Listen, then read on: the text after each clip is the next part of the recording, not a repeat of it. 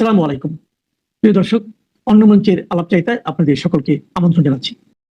আগামীকাল 14 তারিখ আমাদের নরেন্দ্র মোদী কলকাতায় আসছেন নির্বাচনী সভা করতে। সভাস্থল প্রস্তুত। কাল আমি যখন ওখান থেকে ময়দান থেকে আসছিলাম তখন দেখলাম বিরাট মঞ্চ হয়েছে, তার পাশে অনেকগুলো টেন্ট, এসি টেন্ট, সেখানে প্রধানমন্ত্রী এবং আরো সমস্ত যারা নেতা থাকবেন তারা ওখানে বিশ্রাম নেবেন। তো এটা বড় কথা না, বড় কথাটা হচ্ছে গিয়ে এপ্রিলের শেষ অথবা মের প্রথমে পশ্চিমবঙ্গে ভোট। পশ্চিমবঙ্গের ভোটের দুটো ইস্যু, একটা হচ্ছে পশ্চিমবঙ্গের সমস্যা, আভ্যন্তরীণ সমস্যা, এবং দুই হচ্ছে সীমান্ত ও বাংলাদেশ। এই দুটো সমস্যা সম্পর্কে উনি কি বলেন তার দিকে কিন্তু চেয়ে আছে গোটা পশ্চিমবঙ্গ। কারণ পশ্চিমবঙ্গের এই দুটোর ওপরে কিন্তু প্রচন্ড আবেগ রয়েছে। এখন দেখুন, 15 বছর ধরে একটা সরকার, তৃণমূল সরকার, তারা ক্ষমতায় রয়েছে, একটা অ্যান্টি ইনকামবেন্সি হাওয়া একটা দেখা দেয়, মানে প্রতিষ্ঠান বিরোধী হাওয়া যাকে বলে, সেই হাওয়া কিন্তু একটা দেখা দেয়। এখন প্রতিষ্ঠান বিরোধী হাওয়া যতই থাকুক, মানুষের সেন্টিমেন্টকে যদি নরেন্দ্র মোদী অগ্রাহ্য করেন, তাহলে নরেন্দ্র মোদী হাজার চেষ্টা করলেও তিনি পশ্চিমবঙ্গে দাঁত ফোটাতে পারবেন না। কারণ মানুষের সেন্টিমেন্ট হচ্ছে বাংলাদেশ বিরোধী, আর আমাদের এখানে যা সমস্যা আছে সেই সমস্যাগুলো মেটানোর জন্য তার উপরে একটা চাপ রয়েছে, কিন্তু উনি দেখেও দেখেন না, রাজনৈতিক কারণে দেখেও দেখেন না, সেটা নিয়েও মানুষের মধ্যে ক্ষোভ রয়েছে। এই দুটো ক্ষোভের যদি সম্মিলিত যদি একটা অ্যাকশন হয়, তাহলে নরেন্দ্র মোদী এখানে 10টা সভা করলেও কিছু করতে পারবেন না, বিজেপি এখানে দাঁত ফোটাতে পারবে না, এটা আমি আগাম বলে দিলাম। আর যদি উনি মনে করেন যে হ্যাঁ ঠিক আছে, আমি এই দুটো সমস্যা নিয়ে কালকে আমি একটুখানি বলবো, কারণ যে সমস্ত ভিডিওগুলো ওপার থেকে আমাদের এখানে আসে ভারত বিদ্বেষী, আমরা তো এখানে সব খবর পাই, এখানে বিজেপি নেতা মারফত সেই খবরগুলো যায়, প্লাস ওখানে যারা বসে আছেন তারা খবরগুলো মনিটর করেন, যারা বাঙালি অফিসার রয়েছেন খবরগুলো মনিটর করেন। তা এত কিছু হওয়া সত্ত্বেও এই যে খাদ্য তেল থেকে আরম্ভ করে সমস্ত কিছু এই যে যাচ্ছে, আমি তো ঘোর বিরোধী, ঘোর বিরোধী। আমি বরাবর বলি যে ওদের ব্যবস্থা ওদের করতে দিন, আপনি কেন আগ বাড়িয়ে গালাগাল খেতে যাবেন? আপনি ভারতবর্ষকে অনেক উঁচুতে নিয়ে গেছেন, ঠিক আছে, কিন্তু দেশের মানুষের আবেগকে তো আপনাকে তো এ করতে হবে, মানে এ করতে হবে, মানে যদি আপনি উপেক্ষা করেন তাহলে মানুষ কিন্তু আপনাকে ভোট দেবে না। মানুষ কিন্তু জানে যে আমার চাহিদা কি, আর ওনাকে সেই চাহিদা পূরণ করতে হবে। এখন আজকে সমস্ত জায়গায় একটাই আলোচনা, সেটা হচ্ছে বর্ডার এবং বাংলাদেশ সম্পর্কে উনি কি বলেন। কারণ পশ্চিমবঙ্গ লাগোয়া হচ্ছে বাংলাদেশ, আসাম গেলেও বাংলাদেশ নিয়ে বলবেন, তারপর তো মণিপুর নিয়ে গেলেও বলবেন, বিহার গেলেও বলবেন, আবার উড়িষ্যা নিয়ে গেলেও বলবেন। এই যে স্টেটগুলো রয়েছে অ্যাডজয়নিং, এই স্টেটগুলো নিয়েই তো হচ্ছে বাংলাদেশের সীমান্ত। এই সীমান্ত সমস্যা সম্পর্কে উনি যদি না কোনো কথা বলেন এবং কোনো সদুত্তর যদি উনি বাংলার মানুষের কাছে না দিতে পারেন, তাহলে বাংলায় দাঁত ফুটানো কিন্তু মুশকিল হবে। এখন বিজেপি যেটা আশা করছে, বিজেপি 8 লাখ 10 লাখ লোক জোগাড় করতে পারে, 8 লাখ 10 লাখ লোক জোগাড় করতে পারে, কিন্তু 8 লাখ 10 লাখ লোক জোগাড় করলে 8 লাখ 10 লাখ লোক দিয়ে তো আর সারা পশ্চিমবঙ্গ নয়। পশ্চিমবঙ্গের জনসংখ্যা হচ্ছে 9 কোটি, তার থেকে 1.5 কোটি এবার বাদ দিন, SIR বাদ গেছে 1.5 কোটি, 1.5 কোটি বাদ দিন, তাহলে হলো গিয়ে 7.5 কোটি। এই 7.5 কোটির মধ্যে 8-10 লক্ষ লোক কি মিন করে, কত শতাংশ? শতাংশের হিসেবে কিন্তু কিছুই আসে না। আর সেভাবে বাংলার বুকে বিজেপি কিন্তু ঘাঁটি গড়তে পারেনি এখনো পর্যন্ত। তৃণমূলের যেমন প্রত্যেকটা আপনার অঞ্চলে একটা করে অফিস রয়েছে, সেখানে তাদের নেতারা বসেন, তারা সেখানে সমস্যার সমাধান করেন, কাউন্সিলর রয়েছে, কিন্তু বিজেপির যে সমস্ত নেতারা রয়েছেন তারা সমস্ত কলকাতায় খুব কম আছে, দূর দূরান্তে। সেখানকার সমস্যা কি সমাধান হয় আমি জানি না, বলতে পারবো না, আমি কলকাতার লোক, বলতে পারবো না।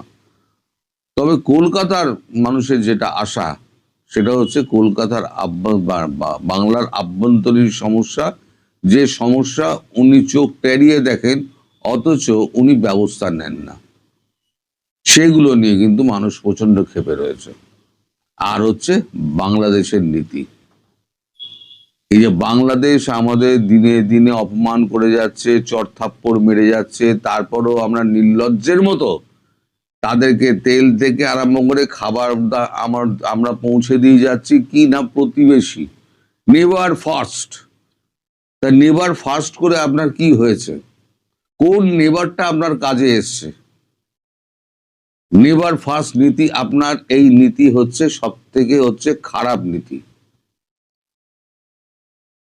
দেখুন, খারাপ কাজ করলে তো তাকে সমালোচনা করতেই হবে।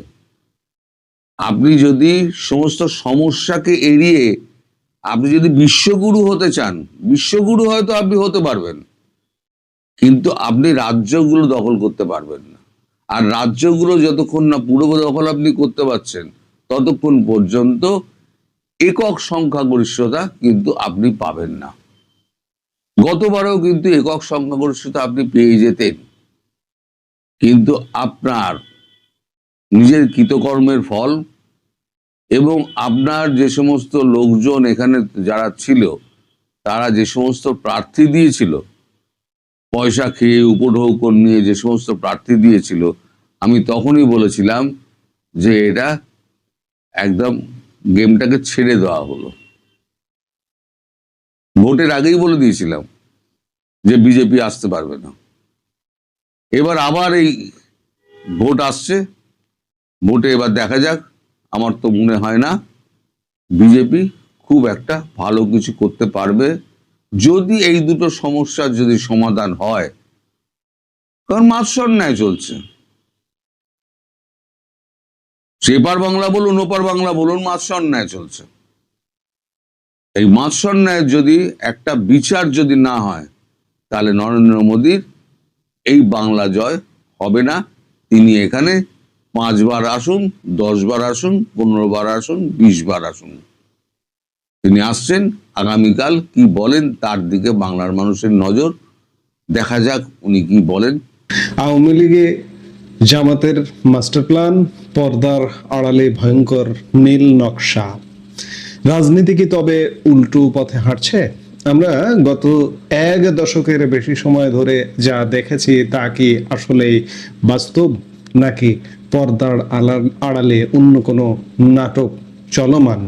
গভীরভাবে লক্ষ্য করলে এমন কিছু সমীকরণ সামনে আসে যা দেখলে যে কোনো সচেতন মানুষের গা শিউরে উঠবে। আজ আমরা কথা বলবো এক ভয়ঙ্কর রাজনৈতিক সমীকরণ নিয়ে, যেখানে প্রশ্ন উঠছে, আওয়ামী লীগের ভেতরে কি তবে জামাতের মাস্টার প্ল্যান এখনো জিয়ে আছে? বন্ধু বেশে শত্রুরা কি তবে ঘরের ভেতরে ঢুকে পড়েছে? আজকের বিশেষ বিশ্লেষণে আমরা এই প্রতিটি প্রশ্নের উত্তর খোঁজার চেষ্টা করব। আওয়ামী লীগের ভেতরে জামাত ঢুকে আছে। আসলে আওয়ামী লীগ যখন ক্ষমতায় ছিল তখন থেকেই জামাত আওয়ামী লীগের মধ্যে আছে। আওয়ামী লীগ প্রধান শেখ হাসিনা, প্রধানমন্ত্রী শেখ হাসিনার অফিস, প্রধানমন্ত্রীর কার্যালয়, প্রধানমন্ত্রীর বাসভবন, গণভবন, কোথাও জামাত শিবির ঢোকা বাকি ছিল না। এই যে সাম্প্রতিক সময় একটা ছবি ভাইরাল হয়েছে, আপনারা নিশ্চয়ই দেখেছেন, জামাত আমিরের উপদেষ্টা যিনি পররাষ্ট্র মন্ত্রীকে একটি চিঠি দিয়েছিলেন মন্ত্রীর মর্যাদায় উপদেষ্টা হবার জন্য, এবং জামাত তাকে অপসারণ করেছে। সেই ব্যক্তি, আপনি দেখুন যে সোশ্যাল মিডিয়ায় ঘুরে বেড়াচ্ছে ফেসবুকে, যে তিনি শেখ হাসিনার আশপাশে কত ক্লোজ ছবিতে তাকে দেখা যাচ্ছে। এই জামাত আমিরের উপদেষ্টাকে শেখ হাসিনার পাশে কে নিয়ে গেছে? একদিন না, একাধিক ছবিতে, বিভিন্ন ছবিতে তাকে দেখা যাচ্ছে আওয়ামী লীগের নীতি নির্ধারণ পর্যায়ের ব্যক্তিবর্গের সাথে। সাবেক ডেপুটি স্পিকার শামসুল হক টুকুর সঙ্গে তাকে দেখা যাচ্ছে, যুবলীগের প্রেসিডেন্ট শেখ পরশের সাথে তাকে দেখা যাচ্ছে, শেখ হাসিনার সাথে দেখা যাচ্ছে। আসলে সত্যিকার অর্থে আওয়ামী লীগের ভেতর জামাত এভাবেই ঢুকেছিল, এবং এখনো যদি বলেন যে জামাত এখনো ঢুকে নেই, তাহলে বোকার স্বর্গে বসবাস করছেন। আওয়ামী লীগের এতটা চাহিদা, বাংলাদেশ এতটা আওয়ামী লীগকে চাইছে। এই যে একটা নির্বাচন হয়ে গেল, নির্বাচনের আগে থেকে আওয়ামী লীগকে চাইছিল বাংলাদেশ। আওয়ামী লীগ নির্বাচনে আসুক, ইউনূস সরকারের দুঃশাসনে অতিষ্ঠ হয়ে গিয়েছিল। একটা পর্যায়ে মানুষ বলছিল যে আমরা আগেই ভালো ছিলাম। বিএনপি কেবল সরকার গঠন করেছে 9 দিন, 90 দিন যেতে দিন, দেখুন কি অবস্থা হয়। আবারও চাইবে আওয়ামী লীগ আসুক, আমরা আগেই ভালো ছিলাম। কিন্তু আওয়ামী লীগ যে পথে আছে, সেই পথ থেকে এখনো বাংলাদেশের মাটি আওয়ামী লীগকে চায়, বাংলাদেশের জনগণ আওয়ামী লীগকে চায়, তৃণমূলের ত্যাগী মানুষগুলো চায় যে আবার আওয়ামী লীগ আসুক, বাংলাদেশ ভালো থাকে, তারা ভালো থাকে। কিন্তু আওয়ামী লীগ আসবে কিভাবে? এখনো জামাতি মাস্টার প্ল্যানের মধ্যে আওয়ামী লীগ বসবাস করে। বড় প্রশ্ন, ছদ্মবেশের রাজনীতি। বর্তমানে যা পরিস্থিতি, তাতে মনে হওয়াটা অস্বাভাবিক নয় যে আওয়ামী লীগের এক বিশাল অংশ মনে প্রাণে স্বাধীনতা বিরোধী পাকিস্তানি আদর্শের জামাতি রাজনীতি লালন করছে। তারা আওয়ামী লীগের ভেতরে ঢুকে এমন এক স্লিপার সেল তৈরি করে রেখেছে এখনো, যা আজ দলটিকে ভেতর থেকে ফোকলা করে দিচ্ছে। একটু ভেবে দেখুন, গত 15 বছরে কতজন হাইব্রিড নেতা আওয়ামী লীগে জায়গা করে নিয়েছে। এদের শেকড় কোথায়? এরা কি আদর্শের টানে এসেছে, নাকি কোনো সুদূর প্রসারী লক্ষ্য নিয়ে দলকে ধ্বংস করতে এসেছে? এই স্লিপার সেলগুলো আজ এতটাই শক্তিশালী যে দলের নীতি নির্ধারণী পর্যায়ে এখনো পর্যন্ত যাদের কারণে আওয়ামী লীগের পতন হয়েছে, তারা এখনো পর্যন্ত কলকাঠি নাড়ছে। তাহলে আওয়ামী লীগ ফিরবে কিভাবে বলুন?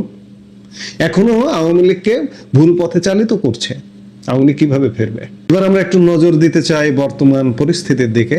লক্ষ্য করুন, আজকে ত্রয়োদশ জাতীয় সংসদের প্রথম অধিবেশন বসেছে। আজ সংসদে কি হলো? রাষ্ট্রপতির ভাষণের সময় জামাত জোটের সেই চিরচেনা ওয়াক আউট।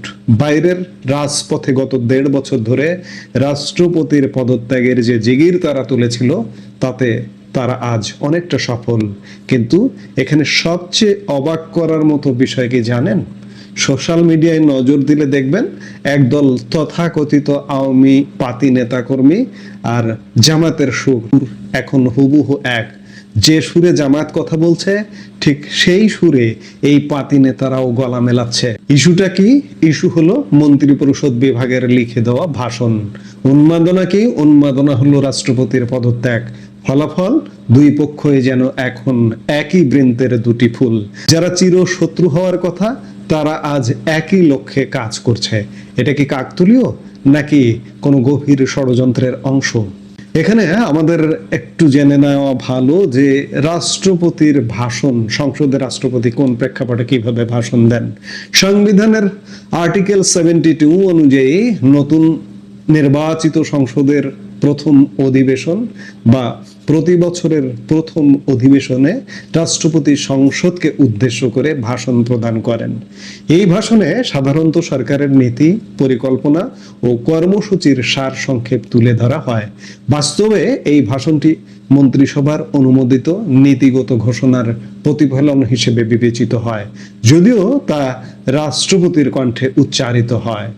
সুতরাং সে আলোকে এখন প্রশ্ন হলো, এই যে মহামান্য রাষ্ট্রপতি বর্তমান সংসদের প্রথম অধিবেশনে নবনির্বাচিত সদস্যদের উদ্দেশ্যে যে ভাষণ প্রদান করেছেন, তা যেহেতু সরকারের নীতি, পরিকল্পনা ও কর্মসূচির সার সংক্ষেপ এবং তা মন্ত্রিসভার অনুমোদিত নীতিগত ঘোষণারই প্রতিফলন, সেহেতু আজ জাতীয় সংসদের উদ্বোধনী অধিবেশনে বাংলাদেশ জামাতে ইসলামের নেতৃত্বাধীন বিরোধী দল কর্তৃক প্ল্যাকার্ড উঁচিয়ে মিছিল সহকারে স্লোগান দিয়ে রাষ্ট্রপতির ভাষণ চলাকালে সংসদ অধিবেশন থেকে ওয়াক আউট করা কি সরকারের নীতি, পরিকল্পনা ও কর্মসূচি এবং বর্তমান মন্ত্রিসভার অনুমোদিত নীতিগত ঘোষণাকে প্রত্যাখ্যান করা নয় কি?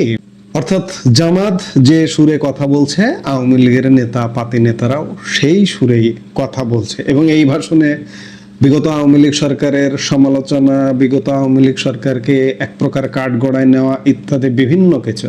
আমি এর আগের একটি ভিডিওতেও বলেছি এই ভাষণটা কার তৈরি করে দেওয়া।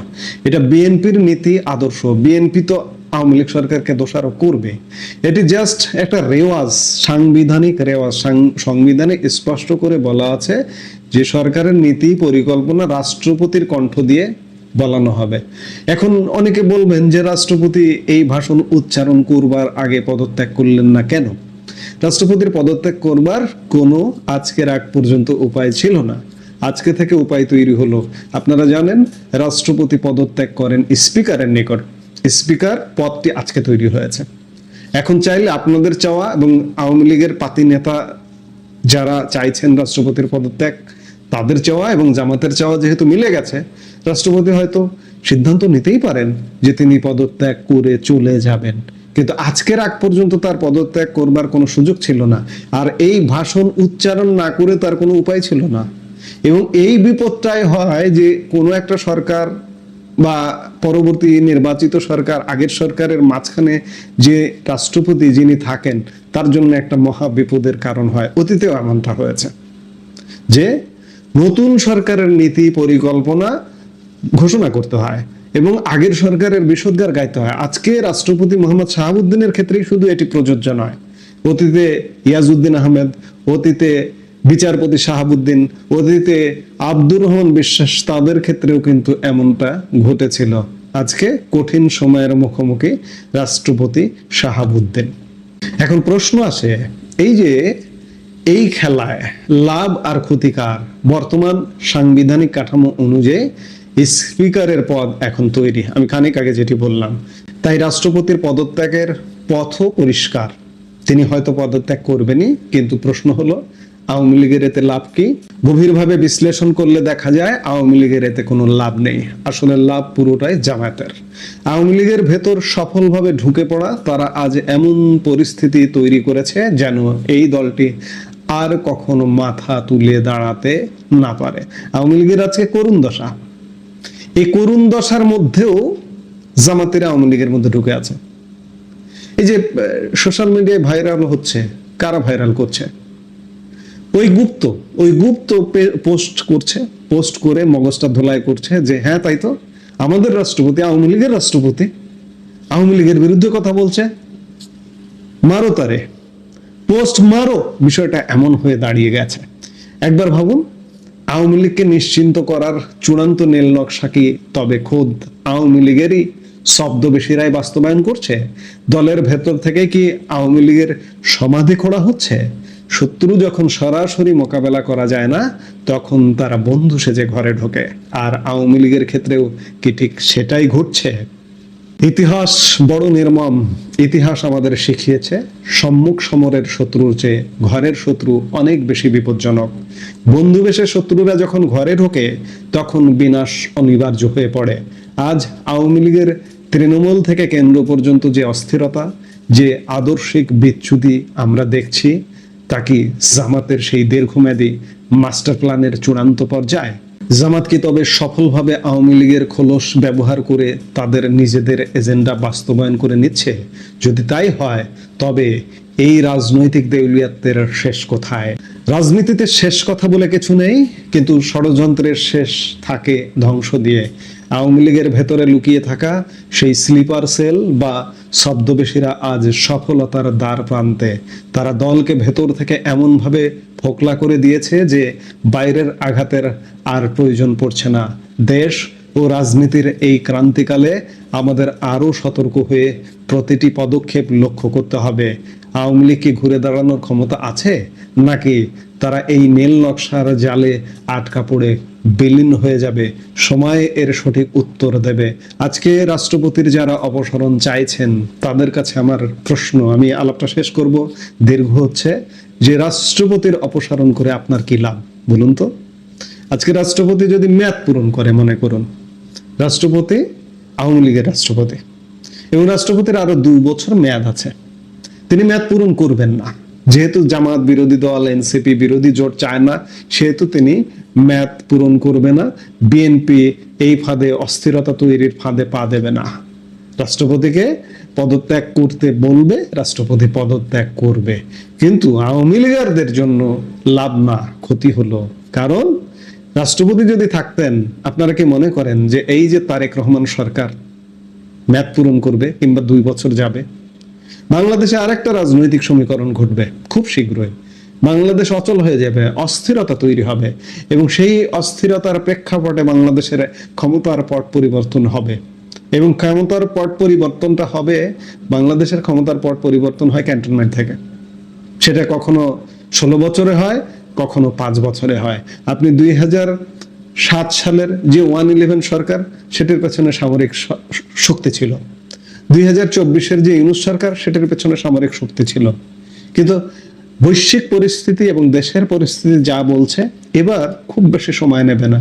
এবার অস্থির হতে হয়তো কয়েক মাস, বছরের মধ্যে বাংলাদেশ পরিস্থিতি উত্তপ্ত হবে এবং বৈশ্বিক সমীকরণও কিন্তু আছে, যার দরুন ক্যান্টনমেন্ট এসে দাঁড়াবে, ভূমিকা পালন করবে। তারেক সরকারের হয়তো পতন ঘটে যেতে পারে এবং একটা 111 টাইপের একটা সরকার গঠিত হতে পারে। এবং আপনার আওয়ামী লীগের রাষ্ট্রপতি যদি রাষ্ট্রপতির মসনদে থাকতো, আপনি কিছুটা হলেও লাভবান হতেন। কিন্তু আপনি চাইছেন রাষ্ট্রপতির অপসারণ, রাষ্ট্রপতি অপসারণ হয়ে যাবে। যাই হোক, আওয়ামী লীগ যে ফিরবে, আওয়ামী লীগ যেহেতু এই মাটি মানুষের স্বাধীনতা মুক্তিযুদ্ধকে ধারণ করে, সেহেতু আওয়ামী লীগ ফিরবে, এতে কোনো সন্দেহ নাই। সেটা 6 মাস পরে হোক, 1 বছর পরে হোক, 5 বছর পরে হোক, আওয়ামী লীগ ক্ষমতায় ফিরবেই। কিন্তু আওয়ামী লীগ এখনো ভুলের রাজনীতিতে বসবাস করছে। আওয়ামী লীগের নেতাকর্মীরা এখনো সেই ব্রেন ওয়াশ, জামাতি ব্রেন ওয়াশের মধ্যে বসবাস করছেন। আমি আমার মতের সাথে আপনাকে একমত হতে হবে এমন কথা বলবো না, জাস্ট একটু সূক্ষ্মভাবে চিন্তা করে দেখবেন যে আমরা কি করছি, কি ভাবছি। আমাদের ভাবনাগুলো আরো পরিশুদ্ধ হওয়া একান্ত কাম্য। কথা আর বাড়াতে চাই না, এই মুহূর্তের আলাপ থেকে বিদায় নিতে চাই।